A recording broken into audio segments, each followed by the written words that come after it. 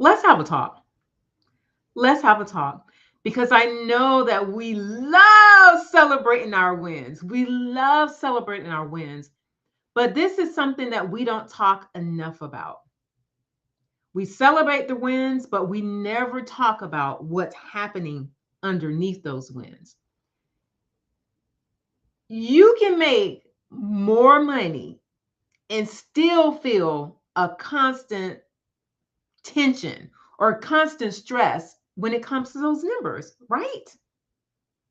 Like, have you ever found yourself avoiding your finances? And be honest, like you can, nobody's watching. I can't see you. Nobody else can see you. Like, just be honest with yourself. Have you ever found yourself avoiding your numbers? Like, ask yourself that question. Do you find yourself avoiding your numbers? And if you do, this conversation is for you this evening because revenue doesn't automatically create safety. And these are conversations that I will love to make normal when it comes to women and hiding behind those numbers. You know, I hear this a lot. Erica, I'm bad with numbers. Or Erica, I don't like looking at my numbers. I hear that so often. And at one point, you guys, that was actually me. And how this shows up is you postponing your financial decisions. Like some of you guys know that you need to hire a team. Some of you know that you should put a marketing budget together or put more money behind marketing because you know that you want to become more visible. You know that you want more eyes on your content, and you know that it's going to take marketing to do that, but you don't know how much you can allocate towards marketing because you don't look at your numbers. Or it's like avoiding your taxes, like not filing your taxes for the last year or two. Some of you 3-4 years, like, or not knowing your profit margins, like looking at your beginning balance of your checkbook or the ending balance of your checkbook, and that's how you're determining the health of your business, like not knowing those numbers. Or actually emotional spending or transferring. Like 11 o'clock at night, you're transferring, moving money around, moving money from your savings account, moving money from your 401k to cover expenses. Or using your personal credit card, using your personal credit card to actually fund the business because you don't necessarily know how much cash flow is coming in and out of the business and how much the business can sustain itself. So you're throwing in your personal money to actually keep the business afloat. Or it looks like overworking instead of getting organized. And I know you guys are probably like, bam, Erica came out the gate, pow, pow, pow. But no, I want us to talk about this because I want to make this a normal conversation when it comes to women in running businesses and leading their money. It has to be a normal conversation. And if we continue to put our head in the sand and bury ourselves in the sand, it's actually costing us. And I see this all the time. Women come to me and they'll say things like, Erica, I feel like I should be further along than I am. They feel they look successful on the outside, but on the inside, it's a different story. There's a lot of shame and guilt when it comes to money. And these are women that's doing very well. These are women that have degrees, women that's the first in their family to start businesses. These are women that's doing 6 figures. Some of them are even doing 7 figures. But there is no relief when it comes to money. When the money comes in, it's good. Oh, it's all good. But when the money goes, they panic. They tighten up, they panic. They're always in a sense of fight or flight. Like when the money is good, I'm good. But when it starts going out, and if it starts going out too much, they panic. They panic. They panic. They have a tightness in their chest. They have a heaviness in their gut. Like they go into panic mode, and that's considered fight or flight. And some of you have been operating like this for like the last 5 years. And to be honest with you, some of you have been doing this for longer than 5 years.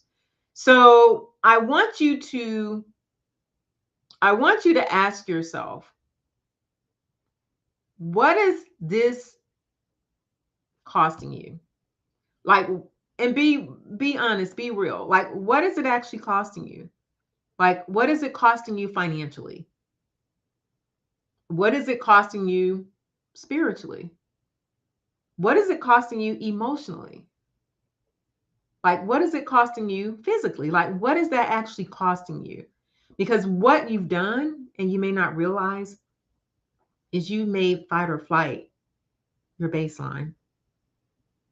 That you've held this kind of energy in your body for so long that that's now your baseline. So no matter how much revenue comes in, that's your new baseline. Whenever you think that more is going out than coming in, you're going to panic. You're going to panic. So more revenue does not create safety. It doesn't. And I'm going to give you an example. When I actually owned my mortgage company, I remember it was a Tuesday and I was sitting in my office and I got a call from one of my loan officers. Now, keep in mind, let me give you some backstory on that. I'm saying these things because that was me. Y'all, and I have a degree in business finance. That was me. I didn't look at my numbers.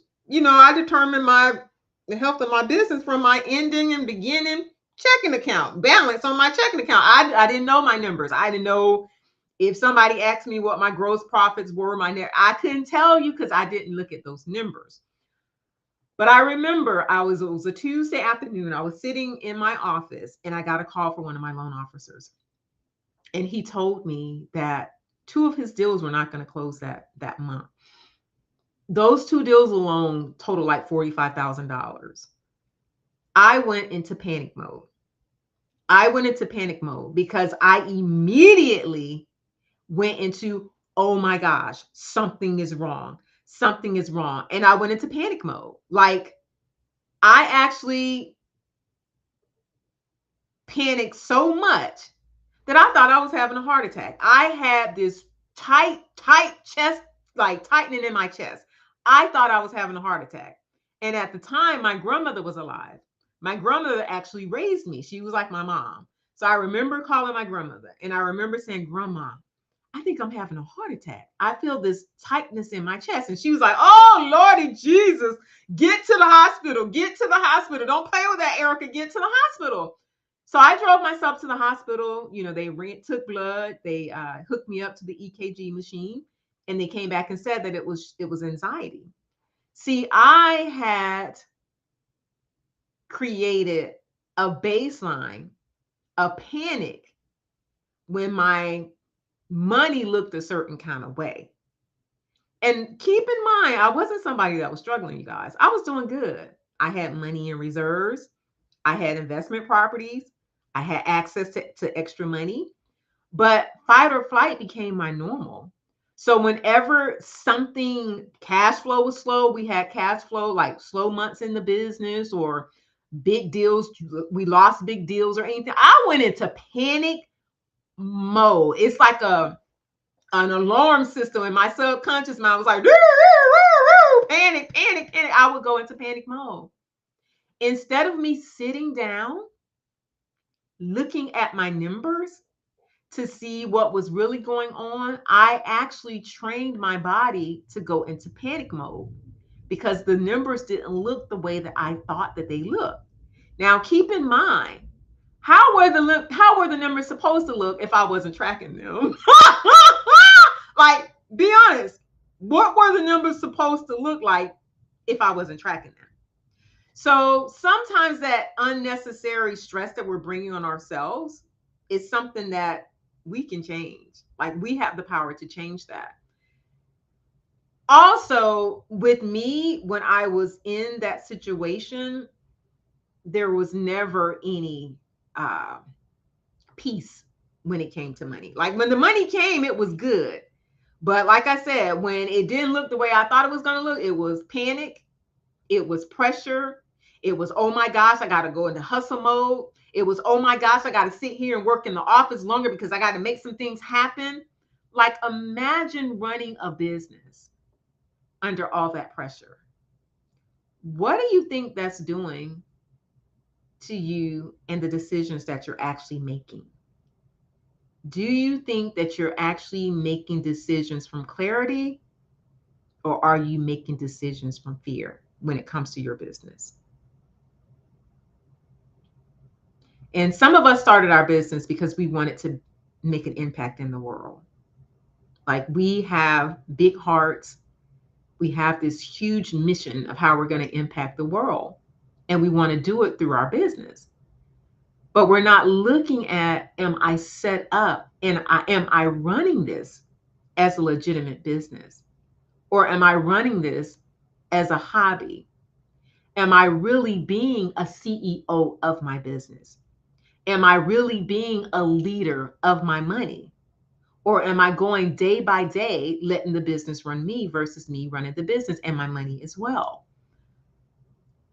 So, personally, because I got tired of living like that, like, it got to the point as I got older, I was like, okay, this is where I am. And then let me tell you this too, there was a lot of shame and guilt when it came to money. And let me tell you when it changed for me.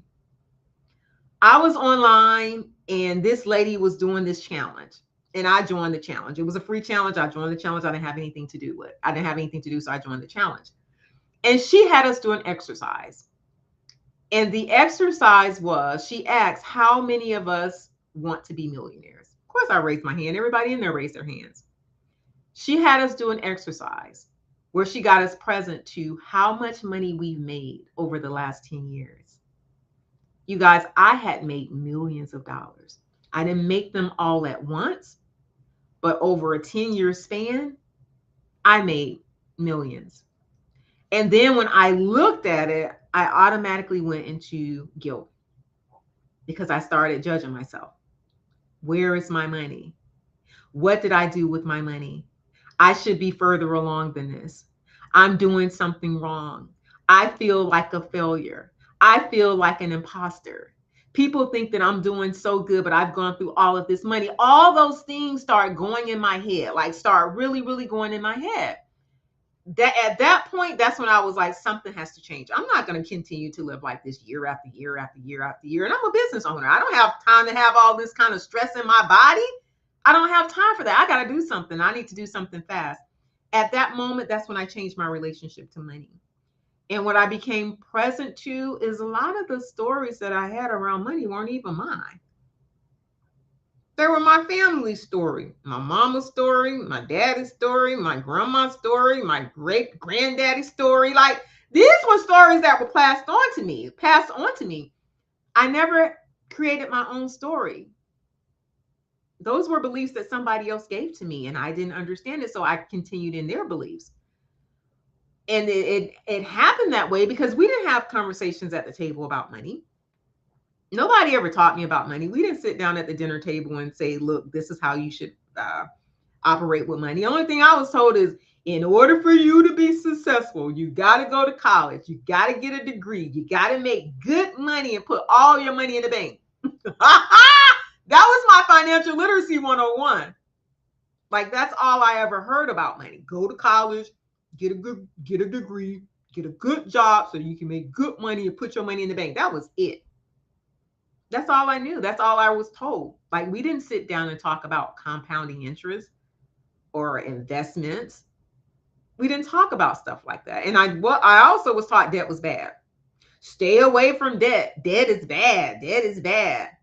But I had investment properties. I had a home, a primary home. I had a car. I had student loans. I had credit cards. Like, I was already in debt. And the debt that I was in is consumer debt. None of that debt was returning money back to me because I didn't understand the power of leveraging debt. Nobody had those conversations with me. And even though I was in debt, I never sat down to think, is this debt bringing me money back? Or is this debt taking money out of my pocket? Like, I didn't know. And I'm having this conversation openly with you because it's not just me. It's not just me. I see it every day. Women hiding behind the shame of money or the avoidance of money or the guilt of money. I see it all the time. When I talk to my clients, I hear it all the time. And that's one of the reasons why when I change my relationship with money, there's a sense of peace, there's a sense of freedom, there's a sense of clarity. I am no longer a prisoner to my bank balance. I can calmly look at my bank account and make those numbers mean absolutely nothing other than data. What is the data actually telling me? What is it that I need to know? Because keep in mind, once you know your numbers are your guiding light. Your numbers are going to tell you exactly what you need to do. Your numbers actually bring you the clarity that you're actually wanting.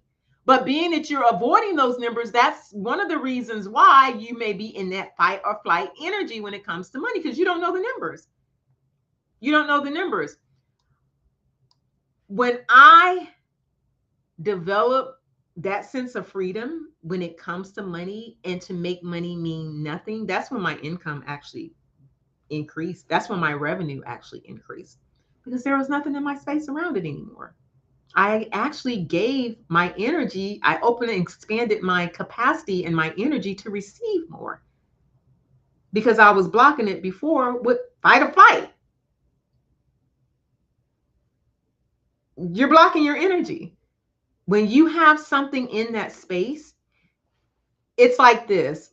It's like something is trying to come through. The things that you say you want, they're trying to come to you. They're trying to come through. But it's doing like this. You're blocking it. You're blocking it. It's trying to get to you, but you're blocking it. But you're blocking it. And that's one of the reasons why I created Capital CEO. This particular program is for the women that are done avoiding their numbers. The women that actually want to not only lead their business, but also lead their money. The women that actually want clarity when it comes to making decisions. The women that actually want to stop the fight or flight. The women that actually want peace and relief and breathing room in their body. The women that actually want to make calm decisions when it comes to their business, no matter what that bank account says, no matter what the numbers say. When they look at their spreadsheets, they can say, oh, wow. Hey, we on track. We doing this because they've made those numbers on that spreadsheet mean absolutely nothing other than the fact that this is the direction we need to go in. When you get to the point where you can make a number mean nothing, but let the number actually tell you where you need to go and actually guide you, that's the sense of freedom. So like I said, that's one of the reasons why I built Capital CEO, and we're going to start the program tomorrow. So if that's something that you're interested in, I'm not going to really tell you too much about the program because that's not why we're here. Just if this conversation sparks something in you where you're like, Erica, give me more information. I'm curious. Tell me a little bit more about that. Send me a DM saying Capital and I'll give you more information. Okay. I want to leave you with this. The cost of staying disconnected from your numbers is way bigger than the investment into finally understanding them. And I'm going to say that again. The cost of staying disconnected from your numbers is way bigger than the investment to finally understand them. I hope this message has landed for someone. I hope that this message actually has transformed somebody's relationship to where they are and where they can be. I hope this message actually landed to whoever it needs to land to.